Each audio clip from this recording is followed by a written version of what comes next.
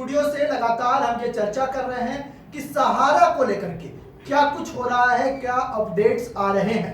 गृह मंत्री अमित शाह ने सहारा रिफंड पोर्टल भी लॉन्च किया है, लेकिन सहारा के निवेशक को यह महज लॉलीपॉप लग रहा है। यही कारण है कि 31 जुलाई को दिल्ली के रामलीला मैदान से एक बड़ा आंदोलन होने जा रहा है और उस आंदोलन में क्या कुछ होगा, सरकार के खिलाफ जो संगठन है वो अब एकजुट हो गए हैं। हमारे साथ बातचीत करने के लिए वरिष्ठ पत्रकार चरण सिंह राजपूत हैं। लगातार सहारा मामलों को सर देखते रहते हैं, क्या कुछ होने जा रहा है सर 31 जुलाई को? वो भी 31 जुलाई को मदन लाल आजाद जो ठगी पीड़ित जमाकर्ता परिवार के राष्ट्रीय संयोजक हैं, उन्होंने एक आह्वान किया 31 जुलाई को कि सारे निवेशक जो है देश भर के वो आए और सरकार से भुगतान लिया जाएगा। और उनके आह्वान का इतना असर हुआ कि जो अभयदेव शुक्ल है जो लगातार उनके खिलाफ रहते थे वो भी तैयार हो गए और जितने भी संगठन हैं देश भर में जो सहारा के साथ साथ दूसरी ठगी कंपनियों की लड़ाई लड़ रहे हैं, वो सारे लोग जो है एकजुट होकर दिल्ली के रामलीला मैदान में पहुंच रहे हैं। और ये दावा किया जा रहा है कि लगभग 1 लाख से ऊपर जो है वो निवेशक दिल्ली के रामलीला मैदान में पहुंचेंगे। और ये भी दावा किया जा रहा है कि दिल्ली के रामलीला मैदान को ये लोग पूरी तरह से भर देंगे और वहां से पार्लियामेंट का घेराव करने के लिए निकलेंगे।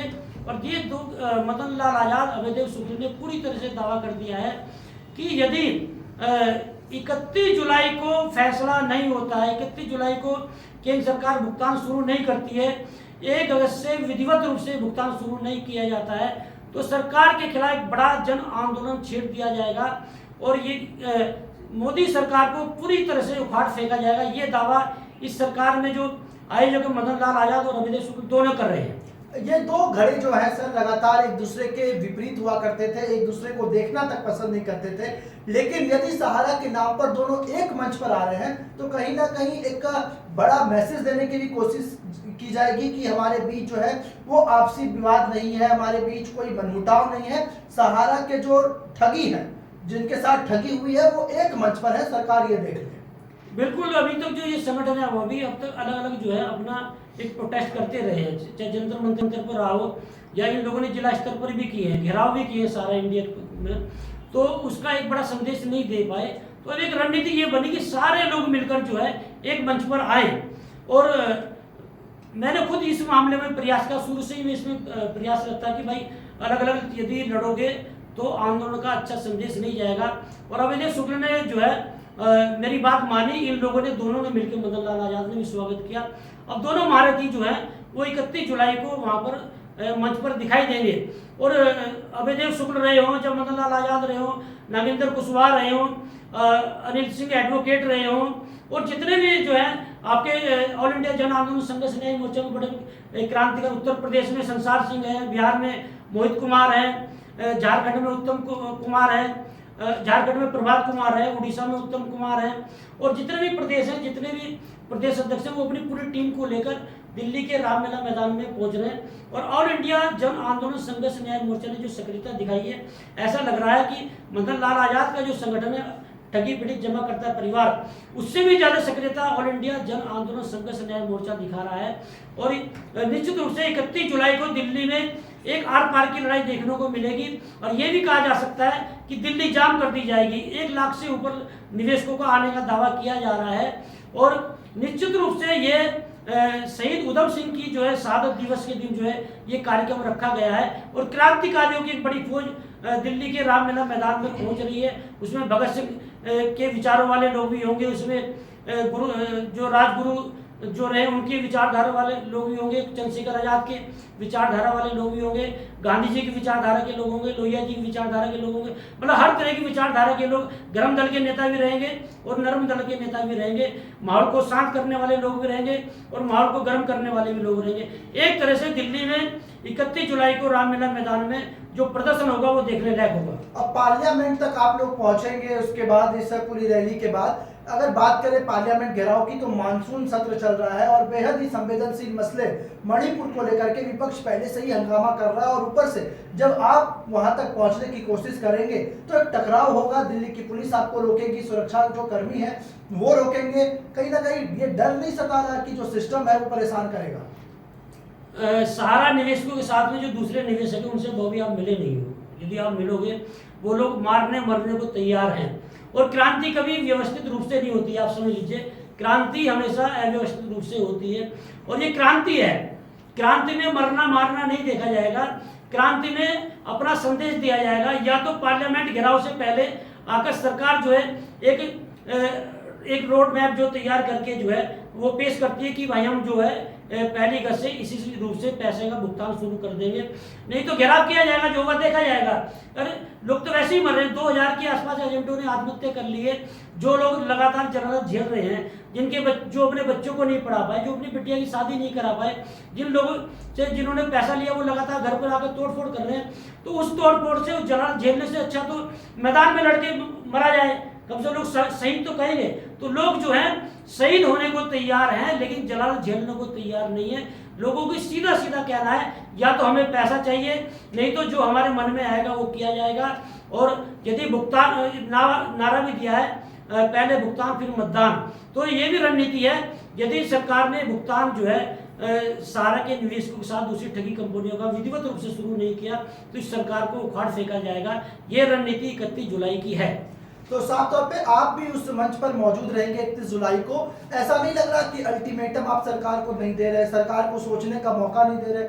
31 जुलाई को आपकी आंदोलन की रैली होगी और आप कह रहे हैं कि 1 अगस्त को ही सरकार इसका जवाब दे दे। सरकार को लेके हमने तो रिफंड पोर्टल को भी पकड़ाया है, रिफंड पोर्टल जनता की भलाई के लिए है, 10-10 हजार रुपए आप लोग ले जाइए और फिर सरकार आगे विचार करेगी। वो भी एक जो है बट सेक्टर 1919 जो है वो सरकार का ही बनाया हुआ कानून है। जितनी ठगी कंपनियां हैं उन्हें दंड देने के लिए, उनका भुगतान कराने के लिए एक कानून बना देश में।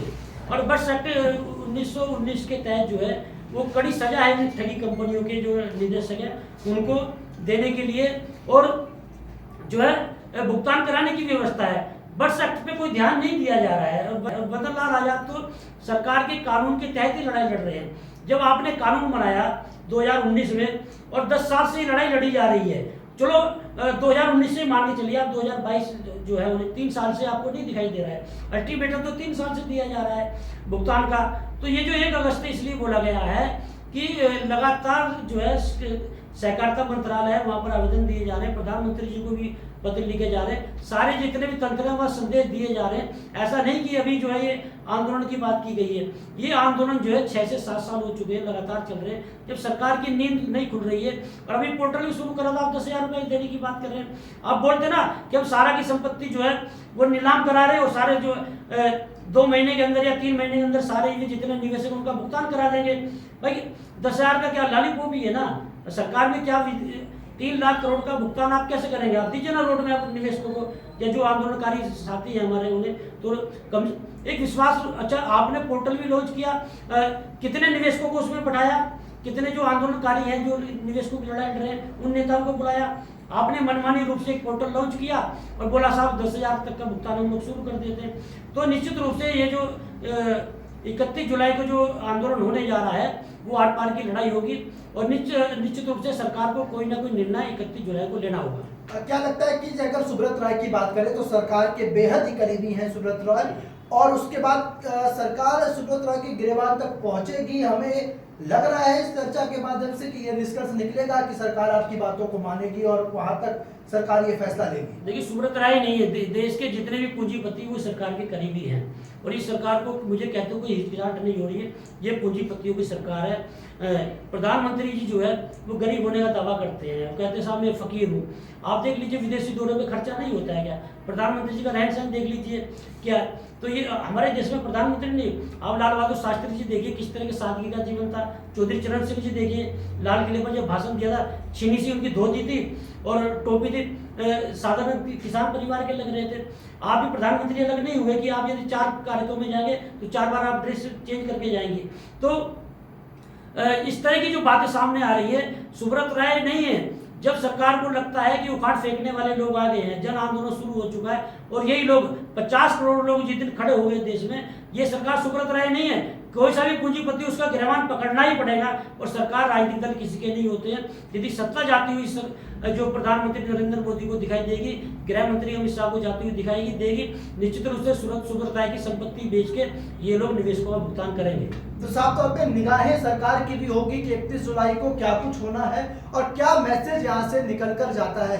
तो आप भी उस मंच पर मौजूद रहेंगे और हम लोग भी लगातार सहारा के मुद्दे पर ये चर्चा करते रहे हैं कि आखिर कब कब सरकार क्या लेकर आ रही है और सहारा के जो निवेशक हैं उनके साथ क्या कुछ हो रहा है। तो 31 जुलाई को आप भी उसी मंच पर रहेंगे और लगातार हम भी ये अपडेट्स अपने दर्शकों को देते रहेंगे कि क्या कुछ होगा। फिलहाल सहारा एक जो है इस कार्यक्रम में मैं लगातार एक शेर बोलता हूँ।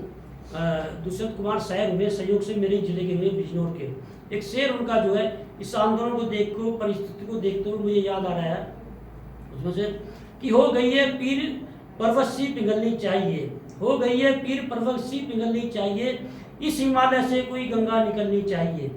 हो गई है पीर पर्वत सी पिघलनी चाहिए, इस हिमालय से कोई गंगा निकलनी चाहिए। मेरे सीने में ना सही, मेरे सीने में ना सही, तेरे सीने में ही सही, हो कहीं भी हो लेकिन आग जलनी चाहिए। मैं सिर्फ हंगामा खड़ा करना मेरा मकसद नहीं, सिर्फ हंगामा खड़ा करना मेरा मकसद नहीं। मेरी कोशिश है ये सूरत बदलनी चाहिए, ये सूरत बदलनी चाहिए। हम लोगों का प्रयास ये भी है कि देश में जो व्यवस्था है, कुव्यवस्था कहूँगा, ये व्यवस्था भी बदलनी चाहिए। साफ तौर पर सिर्फ हंगामा खड़ा करना मकसद नहीं है, ये तस्वीर और ये सूरत बदलनी चाहिए। अब 31 जुलाई के इस प्रदर्शन के बाद, इस विरोध के बाद कितना कुछ बदलता है ये देखने वाली बात होगी। फिलहाल देश दुनिया की तमाम खबरों के लिए आप हमारे चैनल से जुड़े रहें। लेटेस्ट खबरों के लिए सब्सक्राइब करें हमारा YouTube चैनल